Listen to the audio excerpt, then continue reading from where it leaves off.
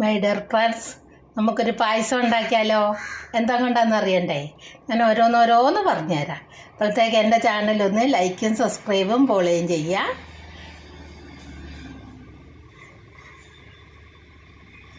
ആദ്യം വാഴച്ചുണ്ട് കൊണ്ടാണ് ഞാൻ വെക്കാൻ പോകുന്നത്. വാഴച്ചുണ്ട് ചെറുതായിട്ട് അരിഞ്ഞെടുക്കുക, എന്നിട്ടത് നെയ്ക്കകത്തൊന്ന് വറുത്തെടുക്കുക.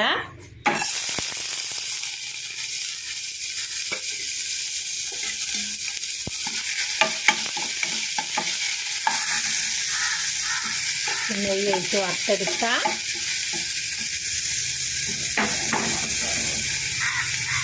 വറുക്കുന്ന ആ കറ, വാഴച്ചുണ്ടിനൊരു കറയുണ്ടല്ലോ, ആ കറയൊക്കെ പോകാൻ വേണ്ടിയാണ് വറുക്കുന്നത്.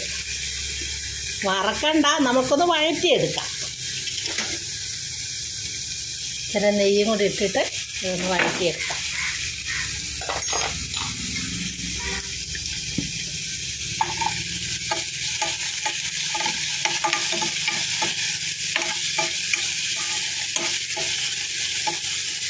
എന്നിട്ട് നമുക്ക് കുറച്ച് തേങ്ങാപ്പാലിൻ്റെ രണ്ടാം പാല് ഒഴിച്ചു കൊടുക്കുക വറുത്തെടുത്ത ശേഷം.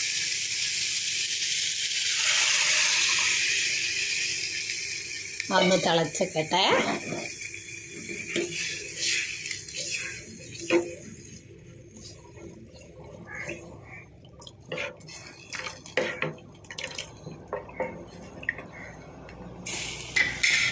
ത്തേക്ക് നമുക്ക് കുറച്ച് പഞ്ചസാര ഇട്ട് കൊടുക്കുക. പഞ്ചസാരയോ ചക്കരയോ നമുക്ക് ഏതാ വേണ്ടിയെന്ന് വെച്ചാൽ അതൊക്കെ ഇടാൻ കേട്ടോ. ഞാൻ പഞ്ചസാര ചേർക്കാം. എന്നിട്ട് അപ്പോഴത്തേക്ക് നമുക്ക് തേങ്ങയും പിന്നെ അണ്ടിപ്പരിപ്പും മുന്തിരി എല്ലാം കൂടെ വഴറ്റിയെടുക്കാം.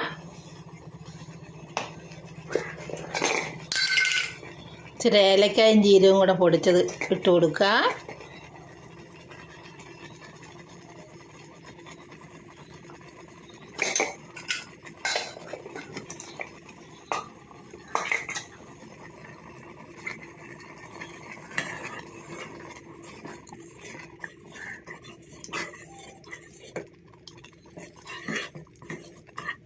നമുക്ക് ആ പാലും തേങ്ങാപ്പാലിൻ്റെ ആദ്യത്തെ പാലും എല്ലാം കൂടെ ഉള്ളത് ഒഴിച്ചു കൊടുക്കുക.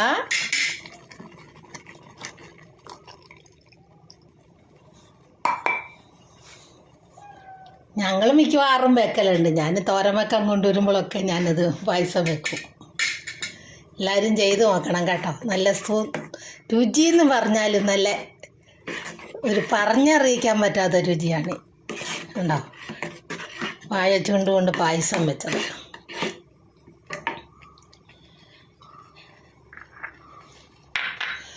മുന്തിരി, അണ്ടിപ്പരിപ്പ്, തേങ്ങ നെയ്ക്കകത്ത് കൊത്തി വറുത്തെടുക്കുക.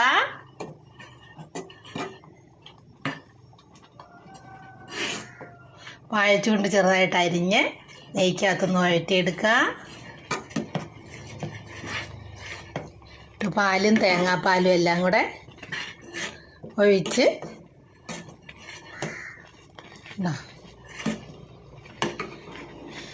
എന്നിട്ട് നമുക്ക് ഇത് വറുത്തതില്ലേ, അണ്ടിപ്പരിപ്പ് മുന്തിരി അതെല്ലാം കൂടെ ഇട്ട് കൊടുക്കുക.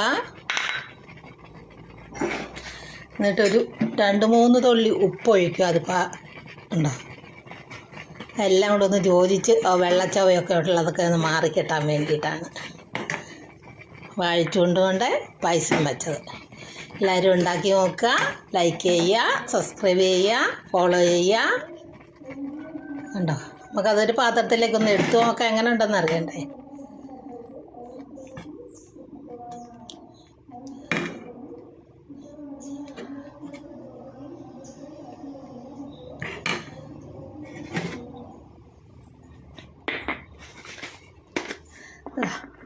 വാഴച്ചുണ്ട് കൊണ്ട് പായസം ഉണ്ടാക്കിയത്.